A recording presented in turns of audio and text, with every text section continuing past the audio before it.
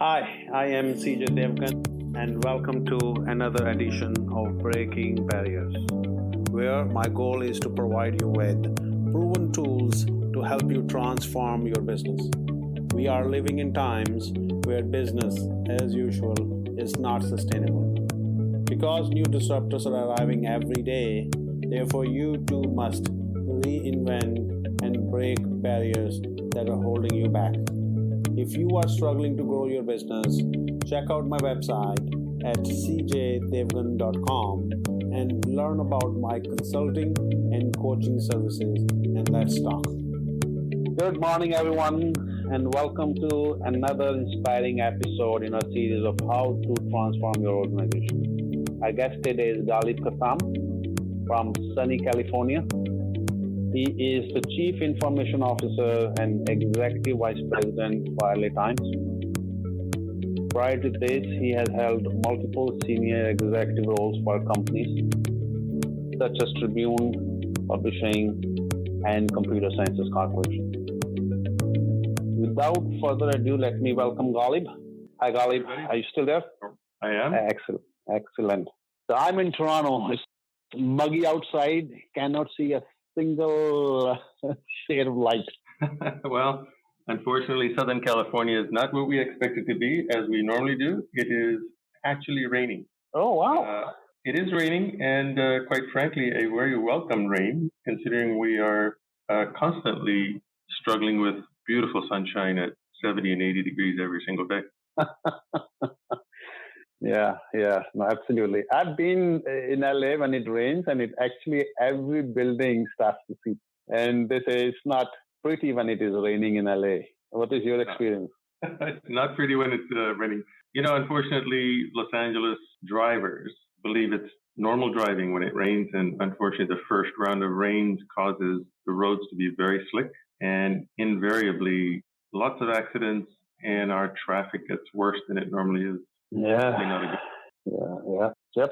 Okay, so I don't want to take too much time away from our main subject. So transformation, and I know you have been part of this industry for close to a couple of decades, if not 3 decades, and you have your shares of experiences in helping organizations transform. So if you want to share some of your experiences, what kind of transformations you have done for what kind of companies or industries, and some of the best practices that you have used. Sure.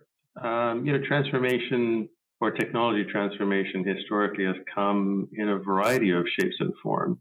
As you know, transformation typically comes from some, key, focus or function, some compelling event. A company either is trying to change its revenue cycle, it's been acquired, there's been a divestiture, some major event that, basically starts off some sort of a transformation. And invariably, more often than not, it requires significant amounts of change management, org change, human resources involvement.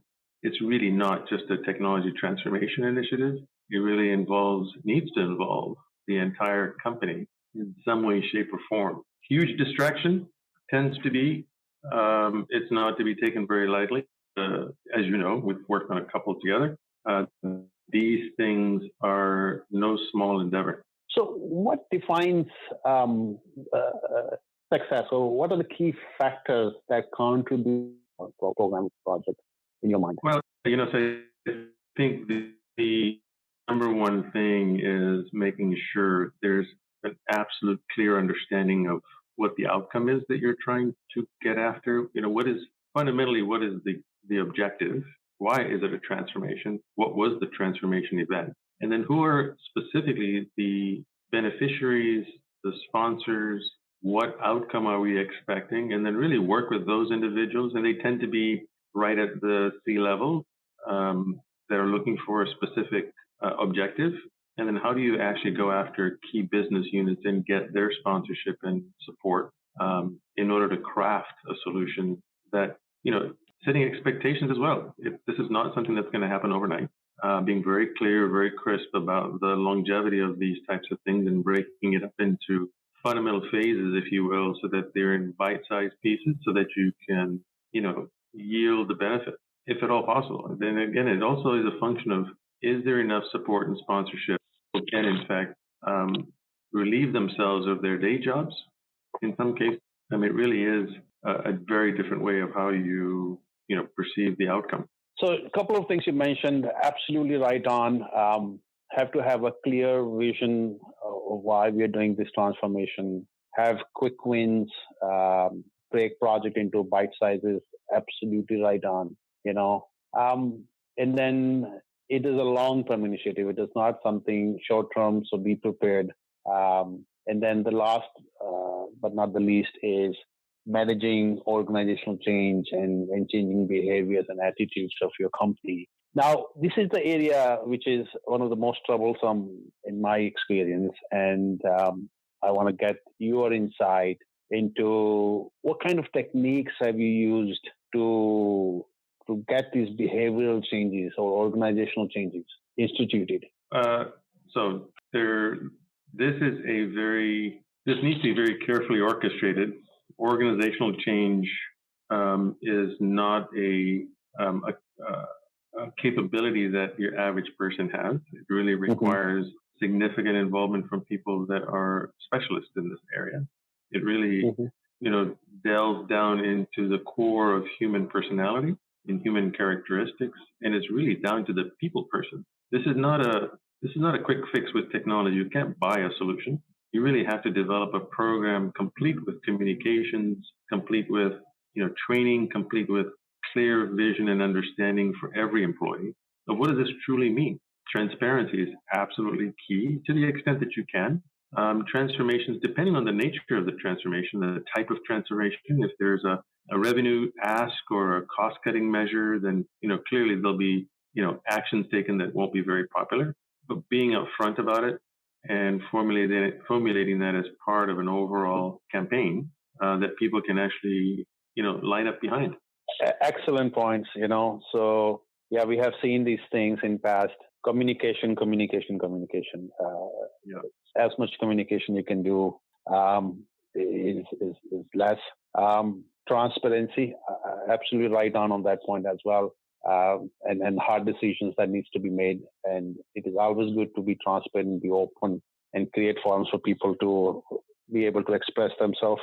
A key. And the last, again, training people for the new skills that they need. That is always one of the most biggest worries that people have, is that they're going to be coming in and processes around them will be changing, the technology around them will be changing, and they will not be able to do their jobs, and then the job securities become a worrisome thing, and they all become part of the resistance that organizations need to deal with when they are talking about organizational change. So I want to spend a couple of more minutes on this topic because this is the most important topic in my mind.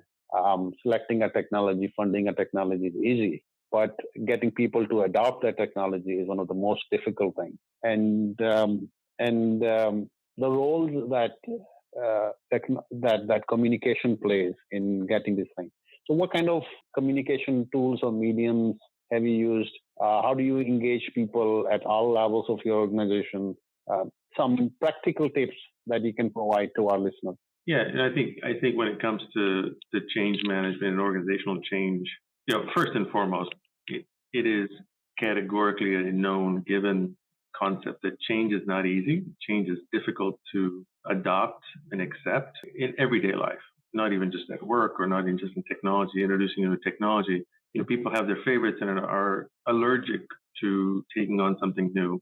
But putting an overall campaign together, and a campaign, in my estimation, is really a comprehensive set of tools, capabilities, and support. When I say support, I'm talking about support right from the very top. Town halls, meetings, one-on-ones, small coffee breaks where you can meet with some of the senior executives, and just mingling with those folks so that they know that they are actually there, they're real humans, they're participating, and having them explain why they're doing what they're doing, good or bad, indifferent, whatever it is, but making them part of the solution, not part of the problem. People just want to know. They don't like surprises, and at least making them aware, laying out a roadmap that says, here's what we're going to do in the next 12 to 18 months. And then, give them periodic updates. And if there's changes to that roadmap, be upfront about it. Let them know early and often, and, be crisp and very clear. Excellent.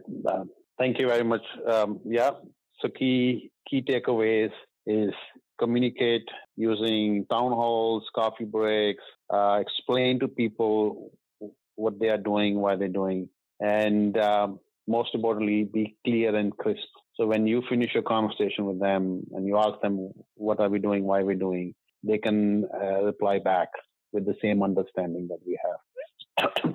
I think also to add to that, one of the things that, also tends to help is giving them a voice, right? If you give the employee base a voice, even if it's anonymous or, known, give them an opportunity to provide tips and tricks and recommendations on, what things seem to work, what things don't seem to work, and help them be part of the solution.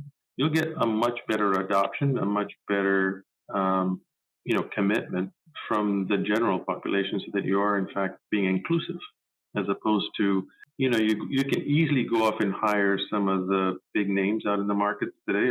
I'm sure everybody on the podcast understands who I'm talking about, but there are some hatchet companies out there that will come in there with a boilerplate solution, which may not necessarily be the most effective. Excellent point. Be inclusive, give people voice, and have a feedback loop. So these are excellent points, and I'm sure will help all our listeners who are either in a change management initiative or maybe looking at a change management initiative. Going back to the original topic of transformation, and as we all understand, the transformation initiative is a portfolio of projects. It's not one project, one program. It's a series of interrelated projects. What I would like to gain from you, your insight as to what kind of tips can you provide to our audience in terms of how to prioritize your project and how to say, given we live in the world of constraints, which is the right project to do? Because a lot of time projects get selected by squeaky wheels, people who know friends. So how can you be objective when you are creating that portfolio for your transformation as to which is the right project to take on? That's a great question. So transformations tend to be, as you point out, a collection of projects or programs and multiple programs.